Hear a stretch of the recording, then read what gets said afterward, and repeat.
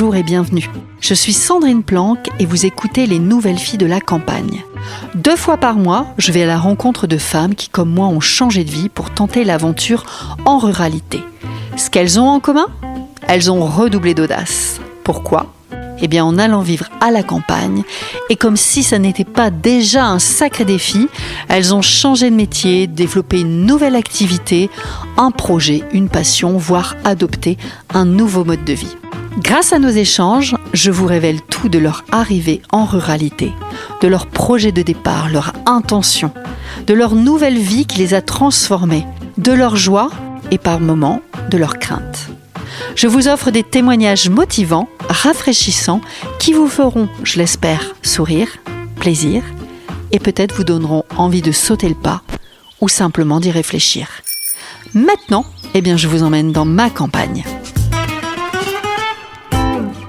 J'ai écrit quelque chose, une petite chose, avec mes mots. Alors, avant de démarrer notre échange, j'ai besoin de vous raconter un tout petit bout de mon histoire et de ce chemin qui m'a amené à m'engager pour la ruralité et puis qui m'a amené ici aussi aujourd'hui. Il y a 4 ans maintenant, j'ai quitté Lille pour la Dordogne. J'ai laissé un emploi de cadre dans une très belle enseigne de sport, la préférée des Français, pour me lancer dans la ruralité, dans l'entrepreneuriat en ruralité. Pourquoi ce choix ? Parfois je me le demande encore. Mais vous savez, lorsque j'ai décidé de partir vivre à la campagne, mon entourage, professionnel, familial, amical, a été très surpris, très interrogateur. On m'a posé des questions qui me surprennent d'ailleurs encore aujourd'hui. Mais tes enfants, tu vas t'ennuyer, il n'y a rien à faire à la campagne. Très bien. Je suis arrivée en campagne, j'ai eu des doutes, des craintes, quelques peurs. Et puis après, j'ai appris à la connaître, cette ruralité, à la comprendre et à l'aimer. J'ai rencontré ces femmes qui tiennent la campagne, qui osent, qui créent, qui font preuve de solidarité et de sororité. Alors voilà comment est né le podcast des Nouvelles Filles de la Campagne. Ce podcast existe pour montrer que la ruralité est belle et que les hommes et les femmes qui la façonnent sont loin des clichés que la société se fait d'eux et d'elles. Il est dit, il est écrit, que la passion amoureuse dure 3 ans. Pour moi, la passion de la ruralité dure et s'amplifie au fil des années. Plus je la découvre et plus je l'aime. Alors, Madame Gatel, Madame la Ministre, bienvenue chez les Nouvelles Filles de la Campagne. Merci beaucoup, votre mot était très joli. Pour démarrer, est-ce que vous voulez bien vous présenter en tant que femme et en tant que ministre ? Je vous laisse dire ce que vous voulez. Alors, je suis née il y a fort longtemps dans un tout petit village en Bretagne qui s'appelle Rochefort-en-Terre. C'est un village de 600 habitants.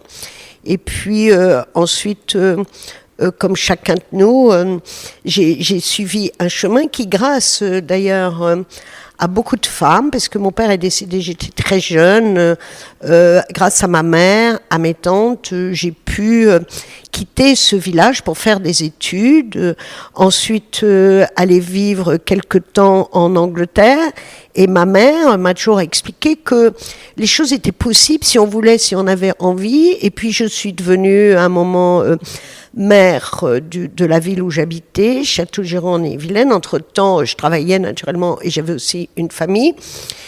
Et puis maire, je suis devenue parlementaire. Et puis parlementaire, un jour de septembre dernier, on m'a proposé d'être ministre en charge de la ruralité. Donc la ruralité, elle est, je crois qu'elle m'a façonnée, c'est mon ADN et c'est ce que je suis, avec aussi une passion pour la ville. J'aime les 2 univers. Comme je disais tout à l'heure, on ne fait pas l'éloge de la campagne, il procède de la ville. Exactement. J'ai envie de commencer par un peu les idées reçues et les clichés, puisque c'est un peu mon cheval de bataille. Selon vous, quelles sont les idées reçues qu'on a de la ruralité ? Alors, la ruralité, elle a d'abord été totalement perdue de vue. C'était vraiment un monde où on ne vivait pas. La ruralité, c'était cet univers où il y avait sûrement des agriculteurs, parce que la nourriture, elle vient bien de quelque part. Et puis, tous ceux qui vivent en ruralité, en gros, ce sont des personnes qui n'ont pas sans doute pu faire autre chose, et qu'en ruralité, qu'est-ce qu'il peut y avoir d'extraordinaire ? Qu'est-ce qui peut vous donner envie d'y vivre ? La ruralité, c'est sympa parce qu'on y va un week-end et donc on s'évade, mais rapidement on est perturbé parce qu'il y a des tracteurs, il peut y avoir des cloches et des grenouilles. Des coqs. Voilà, c'est exactement ça. Donc la ruralité, elle pouvait être fantasmée, rêvée, peut-être en disant un jour je vivrai dans la ruralité comme une campagne idéalisée. Mais en tout cas, ça n'était pas imaginé comme un lieu où il y a des gens qui travaillent. 31% de l'industrie est en ruralité. Il y a beaucoup de gens qui y vivent, c'est 22 millions d'habitants et on peut y faire des choses extraordinaires. Un tiers, hein, c'est ça, c'est un oui, tiers. Hein. Un tiers. Et il y a des ruralités extrêmement différentes. Vous pouvez vivre à la montagne, vous pouvez vivre dans une commune qui n'est pas très loin d'une ville. Il y a plein d'espaces. Et quand vous prenez la peine d'aller à la découverte de la ruralité, vous découvrez des gens étonnants, des gens qui ne cessent d'inventer des trucs qui marchent en plus. Comme quoi ? Des trucs qui marchent. Moi, j'en vois. On était dans les Vosges la semaine dernière. On va visiter une école de lutherie qui est connue dans le monde entier. Il y avait un Coréen, une Islandaise qui veulent être luthiers. Ils sont venus dans un petit village des Vosges. 3 semaines avant, nous étions en Haute-Loire, à Yssingeaux. À Yssingeaux, il y a une école de pâtisserie, mais d'exception, connue mondialement, où cette école, elle forme des pâtissiers venus de 50 nationalités. On a croisé un ancien avocat américain, une architecte, qui soudainement ont eu envie d'une autre vie.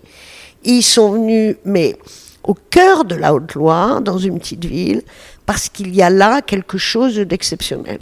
Et puis, un autre exemple, on a vu en Ardèche une jeune femme qui reprend l'exploitation de ses parents et elle cultive des châtaignes. Et la châtaigne est un produit d'exception que l'on trouve en Ardèche. Et elle fait ça avec beaucoup d'enthousiasme. Alors moi, j'aime pas dire elle est très moderne, mais vous voyez, elle est... comme toutes les personnes qu'on voit, elle s'intéresse à tout, elle fait des tas de choses. Et elle a décidé de reprendre une exploitation, la culture de la châtaigne. Je pense malgré tout qu'il y a, peut-être pas partout, hein, mais il y a en tout cas chez moi, en Dordogne, il y a une grande diversité de profils, bien plus qu'on ne se l'imagine finalement. Il y a des gens qui viennent de partout, qui ont fait des carrières diverses, incroyables même des fois, des gens que je n'aurais jamais rencontrés en fait dans mon ancienne vie.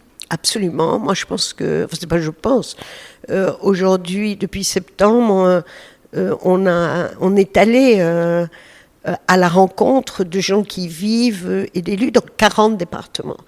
Je connais une jeune femme en Bretagne qui a créé un laboratoire et qui fait des produits de protection périodique, des gens qui travaillent, mais aussi dans l'innovation, parce qu'aujourd'hui, il faut avoir une fonction de recherche, une fonction de communicant, et parce qu'on a la chance d'être dans un pays assez remarquablement couvert en très haut débit, votre métier, vous pouvez le faire dans le Périgord, comme vous. Oui, le Périgord, il est ouvert, ou la Dordogne, et la Dordogne, elle est ouverte au monde. Et vous voyez, moi, ce qui m'intéresse beaucoup, c'est que vous rencontrez des gens qui sont comme des personnages. Rien n'est banal. Oui, rien n'est banal. C'est exactement ça. Voilà. Je pense à un exemple assez remarquable de jeune, un jeune qui était cadre dans une entreprise à Paris ou ailleurs et qui a décidé de retourner dans sa Lozère natale et de reprendre l'entreprise qui était une entreprise familiale qui, à l'origine, fabriquait avec de la toile de jean des vêtements de travail pour des ouvriers qui allaient dans les mines. Et aujourd'hui, ce garçon qui a 35 ou 40 ans, il est juste extrêmement heureux, il fait des choses très à la mode, et il va ouvrir une boutique à Paris, et lui, il vit en Lozère. Alors moi, j'aime pas le mot normaux, mais vous pouvez vivre et être de très grande qualité, avoir un métier d'exception, vous pouvez être écrivain, et vous pouvez vivre ce que j'appelle à la campagne ou dans un territoire. Et ça, il faut qu'on fasse se croiser des regards, et il faut qu'on permette des rencontres entre des gens inattendus, que l'on va trouver partout, et ce sont des gens qui entreprennent, qui sont heureux, qui vivent avec leur famille et qui ont une vie que moi je trouve assez remarquable. Je pense que c'est vrai qu'il serait important de changer un peu l'image qu'effectivement on peut avoir des gens qui vivent en ruralité et que nous ne sommes pas toutes apicultrices ou maraîchères, mais qu'effectivement il y a une diversité de professions, de profils, de richesses. Alors effectivement, je pense qu'on a gardé l'image, pour certains, enfin après 68, des gens qui allaient dans le Larzac pour élever des brebis. Oui. Oui, mais ça, il y a des personnes qui ont envie de faire ça. Bon, et c'est très bien. Oui, c'est pas grave. Mais vous avez des auteurs, vous avez des avocats, vous avez des architectes, vous avez des cadres. Des grands chefs cuisiniers. Des grands chefs cuisiniers. Vous avez regardé le restaurant Bras, le père et le fils. Ah oui. Un très grand restaurant à l'Aïol, c'est des gens L'Aveyron. d'exception. Oui, très connus. Très connus, mondialement connus, et ils ont gardé leur restaurant sur un plateau, là où vous voyez des champs, des vaches, mais c'est un endroit d'exception. C'est de l'excellence en milieu rural. Aujourd'hui, comment vous décririez la ruralité entre ses difficultés et ses atouts ? Alors, vous posez la bonne question. En ruralité, il y a des difficultés, mais il n'y a pas de fatalité. Et en ville, il y a des difficultés. Je veux dire, si on imagine, on va dire, la personne en ville qui a un niveau de revenu très élevé, qui vit à pied dans le 7e ou à Saint-Germain, voilà. Ça, c'est une image de la ville qui n'est pas non plus exacte. Puisque dans les villes, vous avez aussi des personnes extrêmement différentes, certaines qui travaillent très, très durement, qui ont des faibles revenus, qui ont des temps de trajet pas possibles pour rejoindre leur appartement de banlieue. Donc il y a des tas de difficultés en ville. Et tout ce que l'on croit accessible n'est pas en fait forcément accessible spontanément par les gens qui habitent la ville. Donc on se crée aussi, des illusions. Et donc moi je pense que dans la ruralité, ce qui est extraordinaire, mais vraiment, c'est qu'il y a des personnes qui vivent parce que c'est leur univers, d'autres qui choisissent d'y vivre, qui choisissent d'entreprendre, de réaliser leur vie, et que surtout dans la ruralité, vous êtes contraint d'inventer des possibles. Vous inventez votre vie. C'est une feuille blanche. Voilà, quand vous êtes maire, vous inventez des services de mobilité, vous inventez des maisons de santé, vous inventez... Les bus de santé. Voilà, vous inventez des bucobus, des médicobus. Les élus, parce ils travaillent avec les associations, avec des entreprises, que vous êtes obligés d'être solidaires pour inventer la réponse. Et vous êtes solidaire parce que vous aimez profondément l'endroit où vous vivez. C'est comme une sorte de trésor, et vous voulez avoir les réponses aux besoins que vous avez, qui sont les mêmes que ceux des gens de la ville. Vous vivez en Dordogne, vous vivez comme un citadin. Vous avez les mêmes besoins. En tout cas, vous avez les mêmes besoins. Oui, vous avez envie de lire, vous avez envie de découvrir des choses, d'avoir accès à la culture. Donc, on a aujourd'hui des besoins, des attentes un peu identiques, mais on les invente autrement, et on donne aussi, je ne veux pas dire un autre sens à sa vie, mais en tout cas, on vit plus paisiblement. Vous êtes capable de vous asseoir dans votre jardin. Un jour, il fait très chaud, de lire ou de ne pas lire, d'écouter les oiseaux, c'est un peu apaisant. Vous avez envie de voir votre voisine, vous y allez. Vous allez faire des courses, vous les faites aussi pour votre voisine, puis vous avez envie d'être seul, vous pouvez le faire. Donc vous vous inventez une vie qui est parfois subie, c'est vrai, mais qui est aussi choisie, et que ce que je constate, c'est que dans la ruralité, il n'y a pas de fatalité, au sens où partout où je vais, je vois ce que j'appelle des entrepreneurs de territoire. Des gens inventent des choses. C'est une association comme Famille Rurale qui va inventer dans la ruralité des crèches, qui va inventer des modes d'habitat pour les personnes âgées en disant la personne âgée qui habite toute seule dans sa grande maison à 6 km du bourg, ça n'est plus possible. On va faire des logements et puis il peut y avoir un jeune à côté et une personne âgée. Puis en tout cas, la personne âgée, on va la faire rencontrer des jeunes. Vous voyez, c'est la ruralité, elle est source de choses assez extraordinaires. Mais il y a un peu le champ des possibles quand même. Moi, je compare toujours ça à une feuille blanche sur laquelle je peux finalement écrire ce que j'ai envie, ou ce que j'aimerais. Après, il y a une des nouvelles filles de la campagne, un jour, qui m'a dit « La campagne, quand elle voit ce qui s'y passe, c'est le monde moderne de demain. » Un jour, elle m'a dit ça. Oui. J'ai trouvé ça pas mal quand même. Moi, je pense qu'elle a c'est le monde moderne sérieusement raison. Et je le dis, mais avec beaucoup de conviction, que la ruralité qui semblait appartenir à un monde du passé, qui parfois évoquait une nostalgie, on ne va pas réinventer la ruralité d'hier ou avant-hier. On ne va pas remettre des bourreliers dans les bourgs, personne n'y va. Et que, aujourd'hui, nous sommes, notre pays est engagé dans le développement durable. C'est l'avenir. Et le développement durable, qui est essentiel pour l'atteindre, c'est essentiellement la ruralité. Pourquoi ?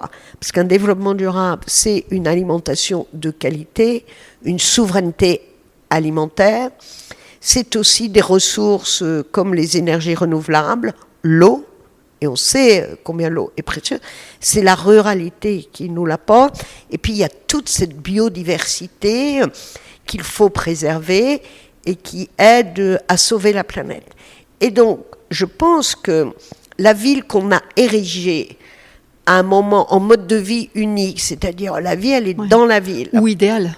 Voilà, c'était l'avenir. Si vous voulez vivre, si vous voulez faire un métier, etc., c'est dans la ville. Si on veut réussir. C'était comme ça. Et puis, de toute façon, vous êtes obligé de partir à la ville. À un moment, on a eu un exode rural très fort. Parce qu'il n'y avait pas de travail, c'était très compliqué.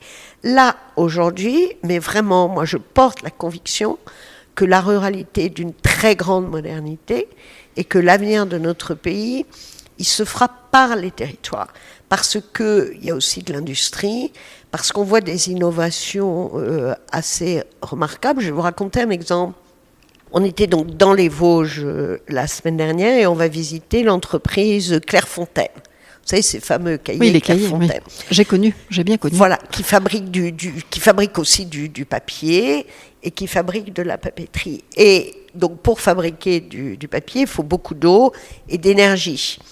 Et donc, il y a des chaufferies qui sont au gaz ou à l'électricité. Et là, dans cette papeterie, ils viennent d'installer, l'État les a soutenus, une chaufferie biomasse. D'accord. Et comment est-ce qu'ils peuvent s'alimenter ? C'est tout simple. Dans les Vosges, il y a des grandes forêts. Et pour que la forêt soit durable et que dans 40 ans, dans 50 ans, on ait des arbres, il faut entretenir la forêt. Il faut faire ce qu'on appelle des éclaircies. Donc, de temps en temps, il faut tailler les arbres. Oui, il y a des coupes. Voilà, il y a des coupes. Et donc, de ces éclaircies, il y a des tas de déchets, du bois, du petit bois.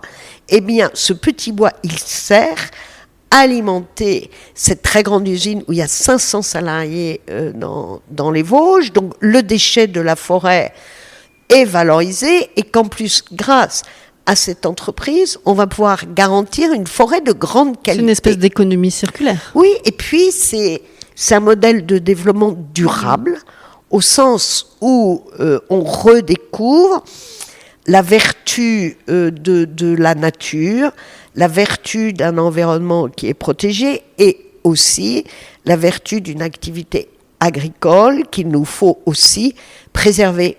Par contre, sur des territoires comme le mien, l'industrie est quand même peu présente. J'imagine peut-être par un territoire qui est très enclavé, peut-être par les moyens de locomotion ou d'installation, j'imagine.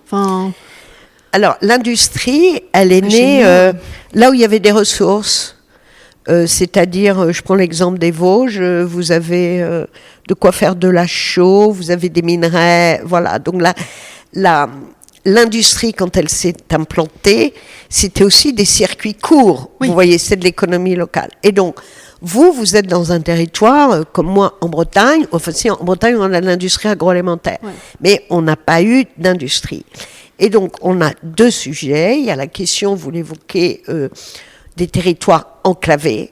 C'est-à-dire comment on fait que dans un territoire rural, vous puissiez vous déplacer, à la fois sans doute pour venir à Paris, mais aussi ce que j'appelle la mobilité du premier ou du dernier kilomètre. Comment, quand vous êtes dans un village, vous pouvez aller voir le médecin et on invente des solutions dont on parlera peut-être. Alors on pense qu'en campagne, il faut qu'on affrète des bus et des trains. Sauf que vous n'avez pas... C'est pas la bonne réponse. Vous avez besoin d'avoir des mobilités très agiles. Plus flexibles. Oui, parce que vous avez 10 personnes qui vont travailler à un endroit à une certaine heure, vous en avez 30 qui veulent aller chez le médecin, des enfants qui veulent aller au lycée, et qu'aujourd'hui, en ruralité, on a inventé des trucs géniaux.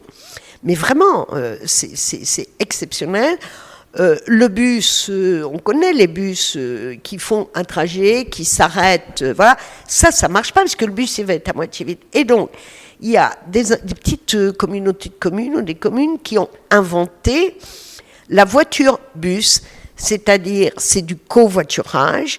Vous avez une ligne de covoiturage où quelqu'un qui a une voiture, il fait un trajet, il s'est enregistré sur une application et il sait qu'à telle heure, Madame Martin, elle va s'arrêter dans ce village parce qu'elle va dans la commune. Et Madame Martin, elle sait qu'il y a un covoitureur qui va l'aider, donc c'est très souple, ça marche toute la journée. Donc ça, c'est des applications aujourd'hui ? C'est très vous avez aujourd'hui des startups qui ont développé de ces applications de mobilité qui sont des réponses excellentes à la ruralité. Et puis, alors vous êtes dans un territoire qui n'est pas un territoire industriel. Non. Mais vous êtes dans cette ruralité, qui est une ruralité que l'on découvre notamment depuis la période Covid, une ruralité qui croît un peu en termes de démographie, très attractive, parce qu'il y a du tourisme.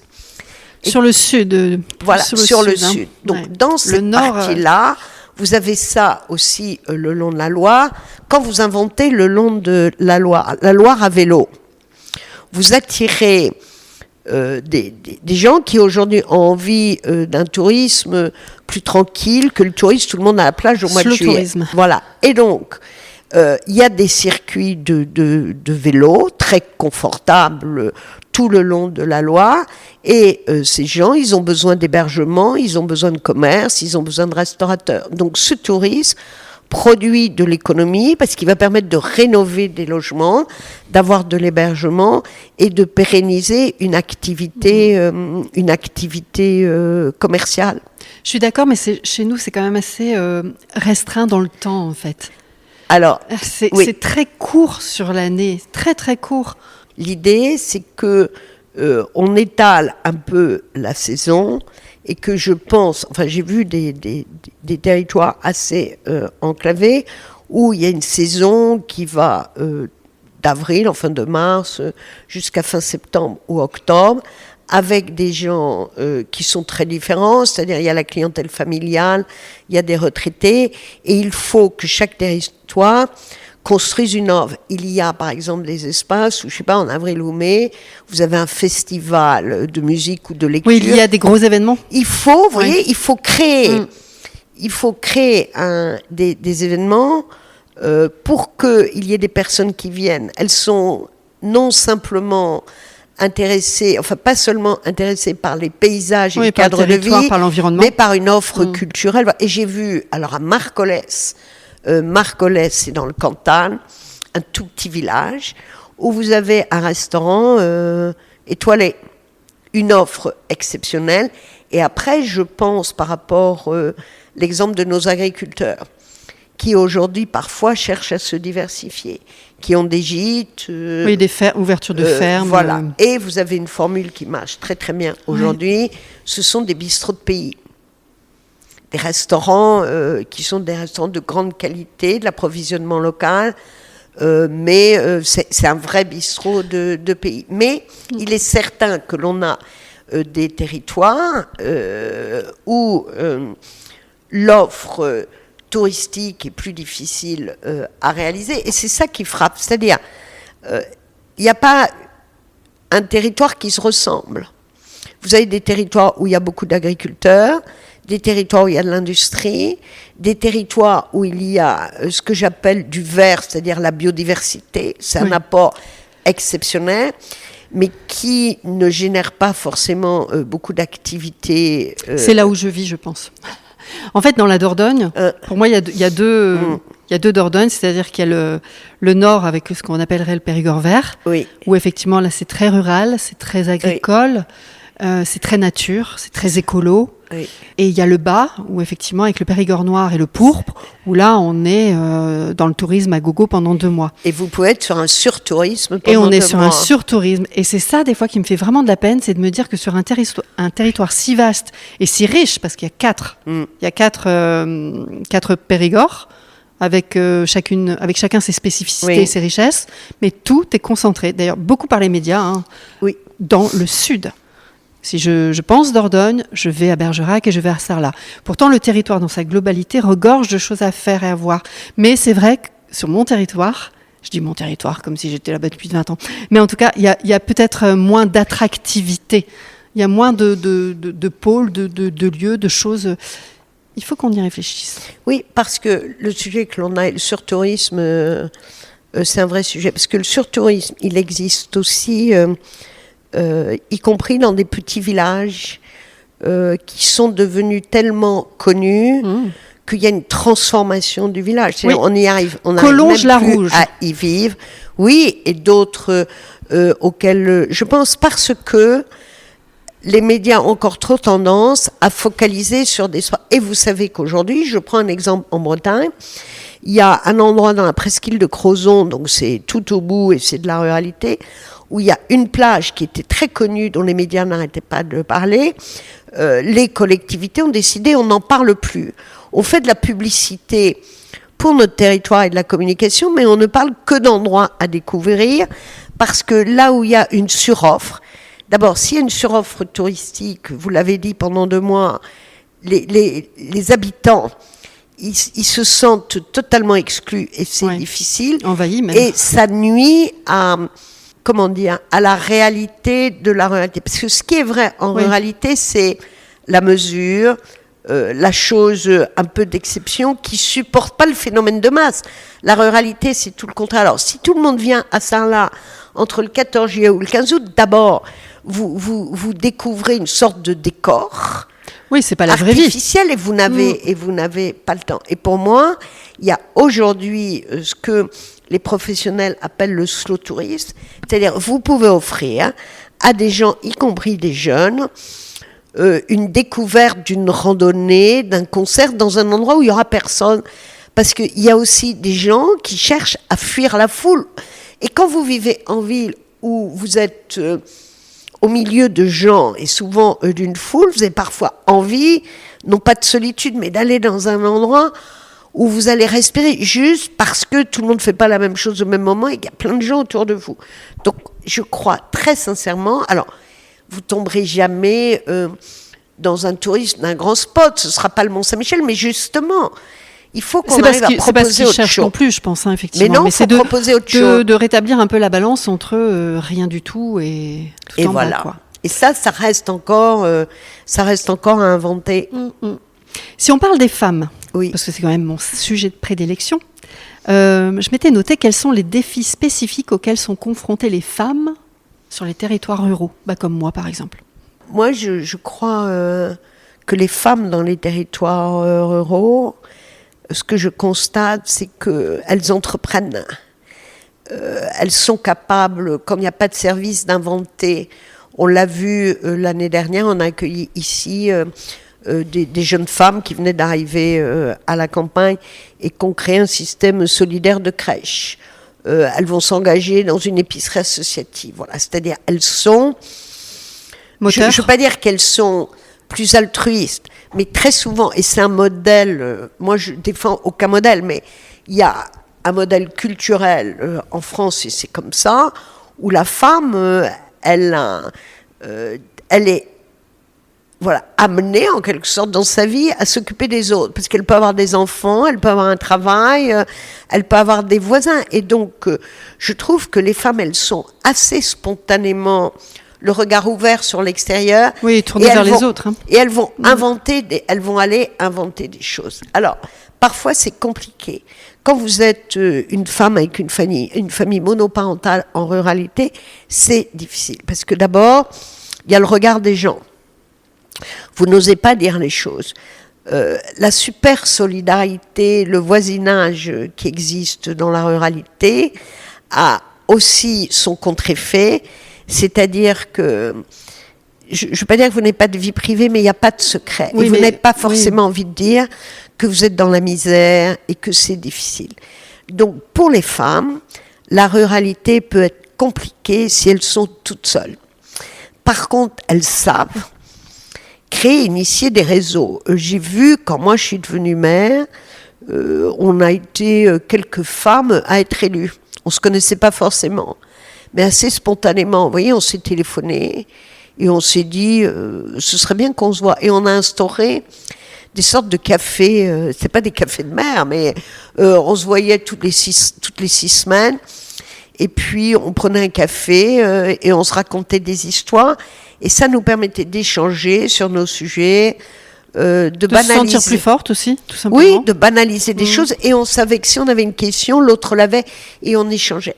Et les femmes, pour ça, elles sont plus ouvertes. Je trouve que les hommes qui n'osent pas aller spontanément, enfin moins, je voudrais pas tomber dans les clichés, mais moi je l'ai vu dans ma vie professionnelle et ma vie d'élu que les hommes, ils vont moins facilement dire qu'il y a une difficulté ou aller chercher une solution auprès de quelqu'un. Et les femmes, elles sont solidaires. Je trouve qu'entre elles, elles peuvent être bienveillantes. On le voit, par exemple, quand il faut conduire les enfants à l'école, conduire les enfants à des activités associatives, prendre soin de quelqu'un, de la personne âgée. Et puis, quand elles font des choix d'aller vivre en réalité, c'est parce qu'elles ont un projet. Elles ont de l'audace. C'était le bon terme. Eh ben voilà, moi je trouve qu'elles ont de l'audace et elles ne renoncent pas. Ouais. Enfin, moi, c'est l'impression que j'ai, c'est-à-dire. Et à chaque fois que j'ai vu des femmes, et je pense à cette jeune femme là en Ardèche, enfin, elle a quoi? Je sais pas, elle a une vingtaine d'années, enfin un peu plus, 30 ans peut-être. Cette jeune femme, elle décide de reprendre. Vous vous rendez compte? Une culture de châtaigne, vous dites, alors, mais c'est quand même un peu bizarre. Elle est heureuse, elle est tonique, elle échange avec ses parents, mais elle est indépendante. Elle participe à la vie du lycée agricole à côté, voilà. Et puis elle a organisé un réseau, voilà, parce qu'elle va travailler avec des revendeurs, des transformateurs. Voilà. Elle n'a pas peur. Et en tout cas, elle a un projet, elle va au bout. Et elle a raison des audaces, parfois. J'ai l'impression qu'il y a même peut-être encore plus d'entrepreneuriat au féminin que chez les hommes, non? En ruralité. Je sais pas, mais oui, moi je trouve... En tout cas, les femmes tiennent la campagne. Bah, elles tiennent la campagne, puis les femmes, elles vont pas à la campagne pour rester chez elles, pour rester chez elles avec une image qu'on peut avoir, je sais pas quelle image on peut avoir. Mais moi, je crois beaucoup ça. Et vous voyez, moi j'ai toujours vu, alors en Bretagne, y compris il y a fort longtemps, une sorte de matriarcat. Ah oui. En fait, c'est les femmes qui, s'il y a quelque chose qui marche pas, elles vont pas rester assises et gémir. Elles vont dire, bon, alors, maintenant, il faut qu'on trouve une solution. Donc, les femmes, elles ont une énergie pour entreprendre, pour trouver une solution pour leurs enfants, pour faire des activités, elles s'organisent, enfin, elles prennent leur vie en main. Et je trouve qu'elles tiennent la campagne, ça c'est vrai. Alors, les hommes aussi, je dis pas le contraire. Non, moi non plus, je dis pas le contraire. Mais il y a des femmes exceptionnelles.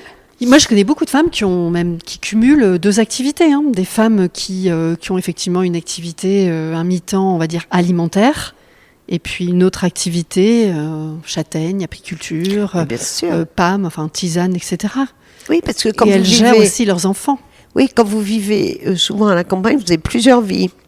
Oui, on a plusieurs vies. Vous pouvez avoir un travail salarié, vous l'avez dit. En même temps, vous allez vous occuper de vos enfants et c'est pas rien. Vous allez être engagé dans une asso. J'allais dire une place dans une asso aussi. Ah bah oui, je prends l'exemple de famille rurale. la présidente de l'Association nationale de familles rurales. Oui. C'est une association qui fait des trucs exceptionnels. C'est une femme, elle est de Oui, Vendée. oui, je vois. Moi, je la trouve épatante. Et elle, enfin, rien n'est impossible. Alors, c'est compliqué, mais elle ne va rien lâcher. Elle va aller trouver des collectivités pour qu'on l'aide, mais elle crée des crèches en ruralité, vous vous rendez compte? Parce que à la campagne, si vous avez des enfants, vous avez envie d'un accueil collectif. Donc, ce sont des femmes qui vont créer une asso locale, elles vont faire une crèche, elles vont faire une bibliothèque, elles vont faire du covoiturage, elles vont faire des trucs. Des cafés associatifs, des tiers-lieux. Mais voilà, les cafés associatifs sont souvent des femmes, des tiers-lieux, enfin... Il y a plein de choses d'exception. Et pour vivre bien en ruralité, sauf si vous aimez la solitude et vous êtes à l'aise dans une vie un peu de retrait et au calme. Mais si vous décidez, comme vous l'avez fait, d'aller vivre en ruralité, c'est pas pour être toute seule. Ah non, c'est pas pour être toute seule. Vous allez inventer des trucs et vous allez créer votre écosystème d'activités et de bonheur et de rencontres. Faut être... je pense Est-ce que ça veut dire que excusez-moi avant d'oublier, est-ce que ça veut dire que c'est pas pour toutes les femmes? Non, mais c'est pas pour tous les hommes non plus. Je veux dire, moi, il y a des personnes qui vont être très heureux en ruralité, à la campagne, et ils vont trouver à s'épanouir, et ils vont trouver soudainement, quand quelqu'un quitte la ville pour aller à la campagne, vous savez comme moi, que des fois c'est un gros échec, parce que la personne... Oui. Elle a fantasmé la réalité, et d'autres qui vont retrouver du sens à leur vie, qui vont se retrouver confrontés à eux-mêmes et qui vont se retrouver capables de faire des trucs qu'ils n'auraient pas fait à la ville parce qu'ils n'auraient pas été sollicités. Parce qu'en ville, vous avez des opportunités qui vous sont faites assez facilement. Tout est là, plus ou moins. Voilà. Sauf qu'à la campagne, vous devez beaucoup créer ou participer à créer. Donc vous découvrez des capacités dont vous n'auriez jamais pensé être capable parce que vous n'en aviez pas besoin. Exact. Vous êtes confronté à vous-même parce que parfois c'est dur. Comment je résiste? Comment j'avance? Comment je suis solidaire des autres? Enfin, moi, je trouve que très souvent, on a des épanouissements qui sont assez extraordinaires parce que ça peut vous donner beaucoup d'opportunités, mais c'est pas un chemin facile non plus. Non, il faut aussi beaucoup d'énergie, il faut aussi beaucoup de nourriture, parce qu'il peut y avoir des moments très difficiles. Entre autres, l'hiver. Oui. Alors l'hiver. Il y a l'hiver. L'hiver. Alors ça, c'est un beau sujet. L'hiver. Parce que l'hiver à la campagne, on peut avoir l'impression que c'est un temps mort. Non, pas forcément. Où on est, totalement enfermé chez soi, parce que selon la région où on est, le climat est très rigoureux. Ça, faut être préparé quand on y va. C'est-à-dire, si vous pensez que vous allez vivre toute l'année avec 20 ou 25 degrés, c'est totalement faux. Donc, comment vous vous organisez, vous vous inventez pour avoir un mode de vie 4 saisons? Vous m'avez enlevé les mots de la bouche parce que j'allais vous dire justement, dans les nouvelles filles de la campagne, souvent, une des réponses, c'était on vit davantage avec les saisons. Ça peut paraître un peu... Mais c'est vrai. Oui, parce que la saison... Mais l'hiver est long quand même, des fois. Oui, l'hiver est long. Et l'hiver est long. Et ça peut être un sujet. C'est-à-dire quand il fait froid très longtemps ou que c'est gris trop longtemps et que vous manquez de lumière, physiquement, c'est très dur. Et en ville... quand vous manquez de lumière et que vous descendez dans la rue, vous voyez des gens, vous voyez un café, vous prenez un café. Exact. Voilà, vous vous retrouvez au milieu de la vie. Ce qui est plus difficile à la campagne, ce qui fait que je crois que ce qui sauve beaucoup de gens, c'est le lien social que vous faites. Vous êtes dans un café associatif, un cinéma, c'est-à-dire vous êtes obligé de sortir de votre cocon. Vous n'hibernez pas. Si vous vous enfermez et que vous hibernez, je pense qu'à un moment, c'est très difficile. En ruralité, il faut se contraindre à avoir des obligations. S'engager. Et le fait de s'engager, c'est-à-dire si vous êtes dans un cinéma associatif et que tous les 3e mardis du mois, les choses dépendent de vous, si vous accompagnez des enfants à l'école dans un pédibus, c'est une obligation que vous créez, mais qui est positive, puisqu'elle vous oblige à sortir, à penser à autre chose et à rencontrer des gens. Donc, en ruralité, il faut avoir une vie j'ose pas dire très organisé, mais il faut se mettre des contraintes. Se créer du rythme. Du rythme, voilà, la contrainte c'est le rythme, c'est l'obligation. Madame Dupont, ah non mais moi je suis obligée d'aller à la gym ce soir parce qu'elle m'attend et si j'y vais pas machin, vous voyez, il faut vous organiser pour que vous soyez obligés de faire des trucs. Ça serait le conseil que vous donneriez finalement, parce que je m'étais écrit quel conseil vous donneriez à une femme qui souhaite s'installer ou s'investir dans un village ou une petite ville? D'abord, je pense qu'il faut qu'elle elle dise pourquoi elle a envie de faire ça. Est-ce qu'elle fuit quelque chose? Et si vous vous contentez de fuir parce que vous n'êtes pas bien et que vous dites là, j'aurai plus du tout ce qui me pèse, c'est vrai, mais vous aurez quoi de votre vie? Et donc, qu'est-ce qu'on va faire? Est-ce que vous connaissez l'endroit où vous allez? Pourquoi vous allez là? Vous connaissez, vous savez ce qui se passe. Si vous adorez lire, rencontrer des gens, il y a quelque chose. Est-ce que vous allez habiter au cœur d'un village? Est-ce que vous voulez avoir une maison très éloignée du village? Est-ce que vous voulez tout faire en voiture? Vous voyez, il faut... je pense que c'est comme le choix d'un travail. Vous ne pouvez pas livrer ça au hasard et à l'inattendu. Sauf si vous adorez les surprises. L'aventure. Mais il faut être sûr de... Oui, mais même quand vous allez... Enfin, un aventurier... Aujourd'hui, les aventures sont assez organisées, en fait. C'est-à-dire, vous faites tout pour que votre aventure elle réussisse. Et donc, si vous partez... Moi, je pars...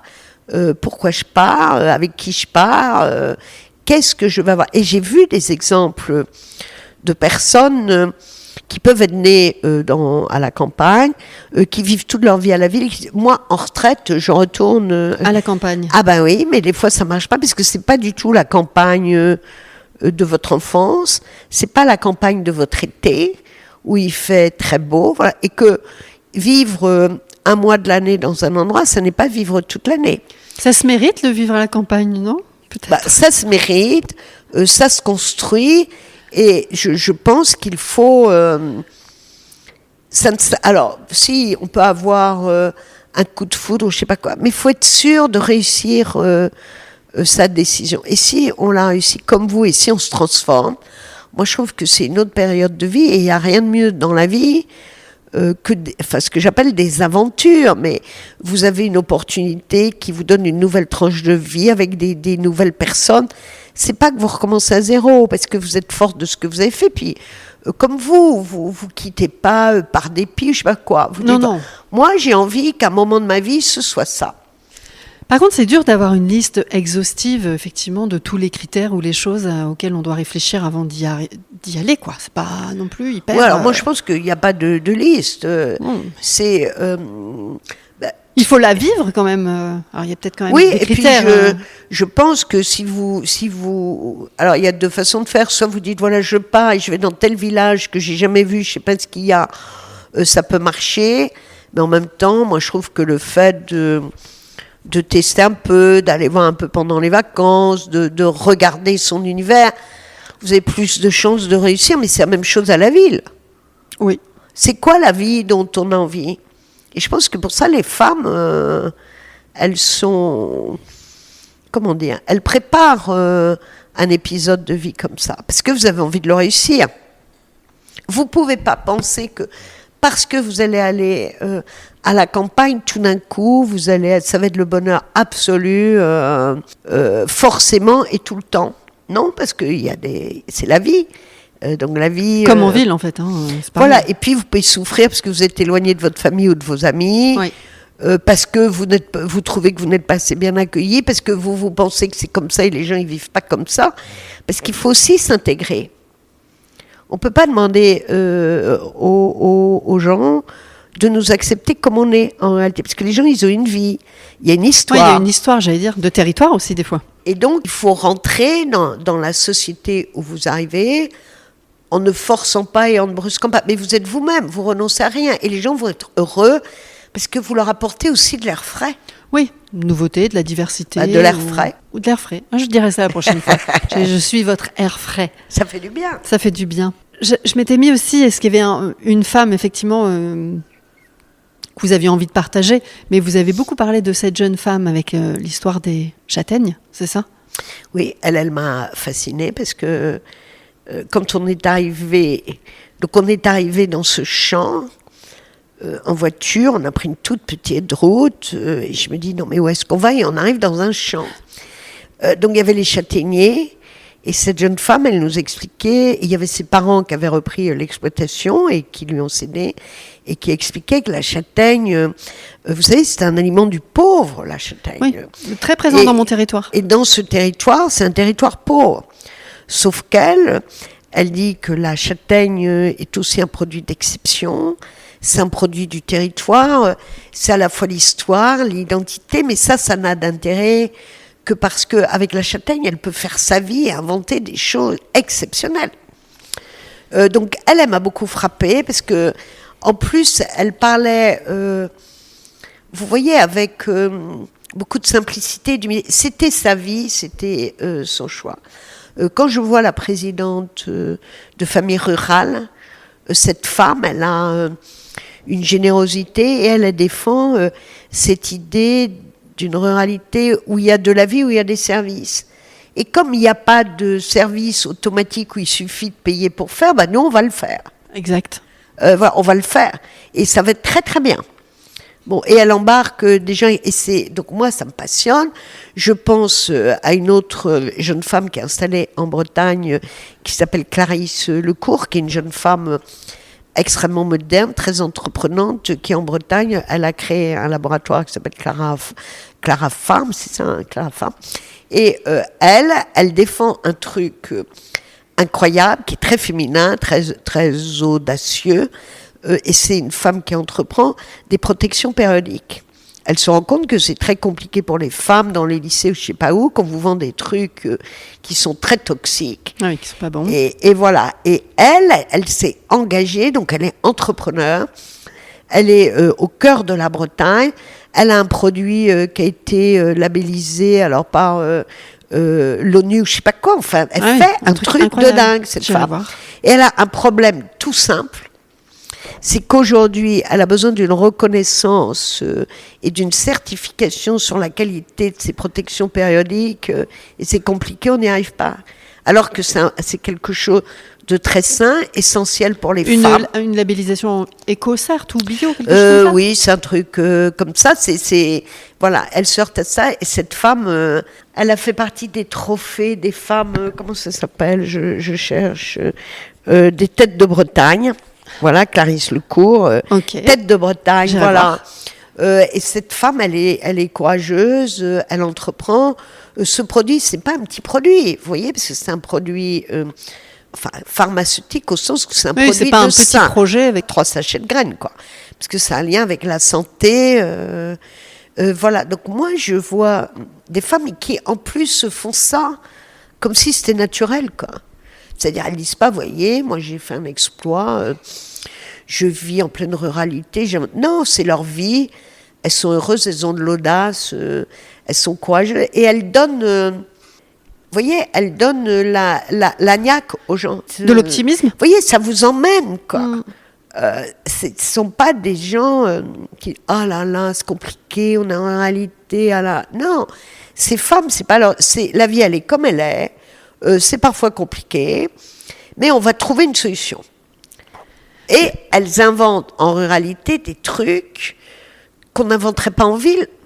Donc il y a de la richesse d'idées, il y a de la capacité à faire ensemble, ça crée du lien social, ça fait de l'économie, enfin, c'est vertueux au sens où c'est chouette, quoi. Alors j'avais mis justement, qu'est-ce qui vous rend optimiste pour l'avenir de la ruralité et des femmes qui y vivent ? Moi, ce qui me rend optimiste, c'est ce que j'ai vu depuis le mois de septembre. Je vous dis, on est allé dans 40 départements. J'ai vu des situations qui sont difficiles. J'ai vu des gens qui ne sont pas résignés. J'ai vu des gens qui ont de l'énergie. Je vais vous parler d'une femme mère du village de Domrémy. Domrémy, Jeanne d'Arc, voilà, il y a un village tout petit, il y a 3 maisons. Et cette femme qui est maire de Domrémy, elle porte un projet pour sa commune de recréer un cœur de bourg. Voilà. Et elle se dit qu'avec la maison de Jeanne d'Arc, elle a un truc exceptionnel. Elle le fait.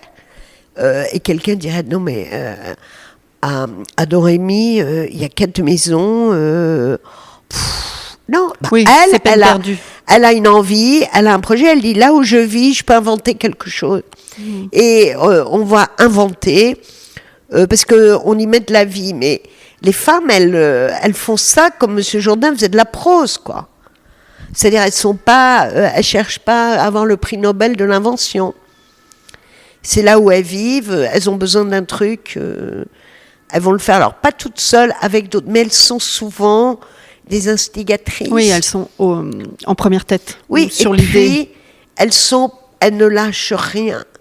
Ça veut dire, si ça marche pas, ou quelqu'un dit, oui, alors vous avez une très bonne idée, mais tout le monde s'en fait. Elles vont pas lâcher. Elles vont revenir, elles vont monter au créneau. Et je pense que la force de la ruralité, elle est dans cette énergie et cette capacité à inventer des trucs, quoi. Moi, j'y crois beaucoup. Alors, encore une fois, moi, je suis pas naïve. Voilà. Et il y a peut-être des territoires où on aura plus de mal à faire des choses. Mais la ruralité, c'est 88% des communes de France. Je pense qu'on peut rendre vie à beaucoup de territoires et que, en tout cas, près de chaque petit village, il y a un truc qui peut redonner de la vie. Et je vais vous donner des exemples. C'est pas des exemples de femmes, mais des choses. C'est le géographe Gérard-François Dumont qui explique ça. Il n'y a pas de fatalité. Chaque territoire a son génie, c'est-à-dire il y a un truc à faire. Et il parle de ce qu'avait fait Monory au Futuroscope. Futuroscope, c'était des champs de maïs. Oui, il n'y avait rien du tout, là. Monory, qui était profondément attaché à son... Il a inventé un truc. Personne croyait à ce truc-là. Il a inventé ce Futuroscope, donc un truc tourné vers l'avenir, mais c'est un site où vous avez plein d'entreprises qui sont arrivées. Vous avez des gens qui, parce que ils sont bien dans leur territoire, et surtout des femmes, et elles repartent souvent de l'histoire. Vous voyez, il y a aussi une femme sur l'île de Groix. L'île de Groix, c'était l'île des pêcheurs de thon. D'ailleurs, sur l'église, vous n'avez pas un coq, mais vous avez un thon. Et il y a une jeune femme, elle a relancé une activité comme ça sur l'île de Groix, où tout le monde se disait non mais qu'est-ce qu'on va faire sur l'île de Groix. Vous avez des tas de personnes qui reprennent à partir de l'histoire ce qu'on appelle des racines, mais au sens positif. Elles vont inventer un avenir. Et moi, je trouve ça... Enfin, quand je dis... Moi, j'adore inspirant, ça. on pourrait dire inspirant. Oui, et puis c'est inspirant, c'est formidable parce que ça crée dans des tas d'endroits des choses d'exception. Partout, il y a des inventeurs. Faut juste les laisser inventer. C'est-à-dire, faut pas qu'à côté, il y ait des gens, des grincheux qui disent « Ah oui, mais là, ça va pas être possible, c'est trop compliqué. » En fait, tu te rends compte, on va pas faire ça ici. Bah si, justement. Parce que quand vous êtes en ruralité et que vous inventez des trucs, ça ne peut être que topissime. Parce que si c'est banal, qui va venir ? Quand vous faites à la Chaise-Dieu un festival de musique sacrée, quand vous avez un Anglais qui achète une maison en Charente ou Charente-Maritime, William Christie, qui est chef d'orchestre, et que dans son jardin, il crée un festival, je crois, de musique baroque. Quand vous avez Gauthier Capuçon qui va faire des concerts dans la campagne, vous avez ce que j'appelle des pépites. Moi, j'ai une pépite près de chez moi, elle s'appelle Marguerite, et c'est la seule femme en France qui fabrique des peignes en corne de zébu. Donc les vrais peignes, nos peignes de nos grands-mères, grands-pères. Oui, c'est la seule femme aujourd'hui en France. C'est assez incroyable. Et comment elle distribue ces peignes ? Elle a un circuit de distribution. Elle a un site internet. C'est ça. Elle a communication sur les réseaux sociaux. Elle fait quasiment pas de marché. Elle pratique pratiquement uniquement sur le digital, en fait. Donc elle produit dans sa ruralité et elle vend. Et vous voyez justement le déploiement du très haut débit et les réseaux sociaux, ça permet à des créateurs, et vous avez beaucoup d'artisans d'art, ils peuvent être dans des lieux qui les inspirent pour leur création. Reculer. Et ils font du e-commerce. Et aujourd'hui, donc la modernité, elle donne une chance de plus, à la ruralité. Oui, c'est-à-dire depuis chez vous, vous avez accès au monde entier, et vous pouvez regarder des gens qui produisent des choses, des herbes, des objets. Vous pouvez vendre à quelqu'un qui habite à Sydney. Et vous n'avez pas besoin de tenir une boutique. Vous voyez, la modernité ou les technologies modernes, le fait que vous ayez accès à tout et que tout le monde ait accès à vous, ça a transformé. C'est-à-dire ça vous donne un champ de possibles en réalité qu'on n'avait pas avant. Je pense que les réseaux sociaux, en tout cas Internet, c'est une facilitation pour beaucoup de métiers. On va parler de télémédecine, on parle de tas de choses. Ça veut dire qu'aujourd'hui, vous pouvez avoir une consultation... Oui, la téléconsultation ? Oui, vous pouvez avoir une consultation chez un pharmacien et vous êtes connecté avec un médecin. Vous avez des bucobus en Haute-Saône, il y a un dentiste pour 9000 habitants, on a vu un bucobus. C'est un dentiste qui rend les soins et on a testé dans un camping-car aménagé, c'est juste chouette. Il y a gynécologue aussi, je pense, gynécobus, on en a parlé l'autre voilà. jour. Et vous avez aussi des guinguettes. Oui, c'est vrai, avec 1000 cafés. Voilà, et donc vous avez c'est-à-dire c'est un mode de vie nouveau que vous inventez, qui est léger, qui est aussi itinérant. Quand la guinguette, elle vient dans votre village une fois par mois et que le gars, il arrive avec son bus transformé, il sort des chaises, des tables, que la médiathèque, elle dit aux enfants, tiens, vous venez, on va faire une séance de lecture près de la guinguette. Quand quelqu'un vient jouer un air de musique, vous voyez, vous avez une vie de village qui est autre, parce que c'est dehors, c'est spontané, c'est tout simple, et chacun contribue. Quel message vous auriez envie de dire à ma fille et à toutes les petites filles, surtout à ma fille que j'ai emmenée finalement, parce que par moments j'ai eu des doutes aussi, parce qu'en emmenant ma fille à l'âge de 9 ans, je pense à peu près, alors mon fils aussi, mais là on parle entre autres des femmes, mais emmener sa fille pour l'emmener en ruralité, c'était ma décision, c'est notre décision, et pourtant ça les impacte. Elle est très heureuse aujourd'hui. Quel message vous avez envie de passer à ma fille et à toutes les autres petites filles qui vivent en ruralité ? Je pense que l'enfance en ruralité est un temps de vie assez formidable, parce que les choses sont plus simples, un peu moins compliquées. Le cadre de vie est d'exception et vous apprenez à découvrir et à vivre avec la nature et avec le temps. Et aujourd'hui, les jeunes sont très préoccupés ou anxieux sur le climat. Et donc le fait d'avoir appris à vivre de cette manière, ça veut dire que dès votre enfance, vous êtes introduit dans un monde dont il faut prendre soin, un monde qui peut être accueillant et qui peut vous protéger. Puis après, il faut que l'on montre que les choses sont possibles. C'est-à-dire, ça n'est pas parce que vous êtes dans la ruralité que vous êtes assigné à résidence. Si vous voulez aller vivre à Sydney, si vous voulez être médecin, les choses doivent être possibles. Et très modestement, je dis, moi je suis née dans ce village de 600 habitants, je suis profondément attachée, vous imaginez. Voilà. Et moi j'ai fait un chemin de vie qui fait que aujourd'hui je suis là où je suis, et c'est qu'un exemple, mais ça veut dire qu'il y a plein de choses possibles, et qu'il faut que dans le village, il y ait de la bienveillance à l'égard des enfants et que chacun accompagne les enfants sur un chemin de vie. Et je pense qu'un enfant qui s'est construit à la campagne, il a appris ce qu'est la nature, ce qu'est le monde, et surtout, je pense qu'il est fort parce que rien n'est spontané. C'est-à-dire quand vous allez à l'école, parfois, il y a de la distance. Ouais. Quand vous voulez avoir des amis, il y a de la distance. Et vous ne décidez pas, là, maintenant, en ce moment, j'ai envie d'aller au cinéma. Non, c'est-à-dire vous apprenez que la vie, elle est aussi faite de contraintes. Vous ne devez renoncer à rien. Mais vous êtes dans un modèle où vous êtes... voilà, vous avez appris, je pense... beaucoup de la vie, de ce qui est possible. Et ça doit vous donner de l'énergie, parce que si vos parents vous ont emmené et qu'ils sont heureux, ça montre qu'en ruralité, vous vivez en ruralité, d'autres vivent en ville. Et alors, j'ai envie de dire, et si vous avez envie de quitter la ruralité pour aller en ville, faites-le, allez voir le monde. Mais un jour, vous aurez envie de revenir. Moi, ce que je remarque souvent, ou ce que j'ai envie de dire, c'est que rien finalement n'est définitif. Oui. Que les petites filles aussi en ruralité ne doivent pas forcément rester dans le cadre dans lequel peut-être on pourrait les attendre.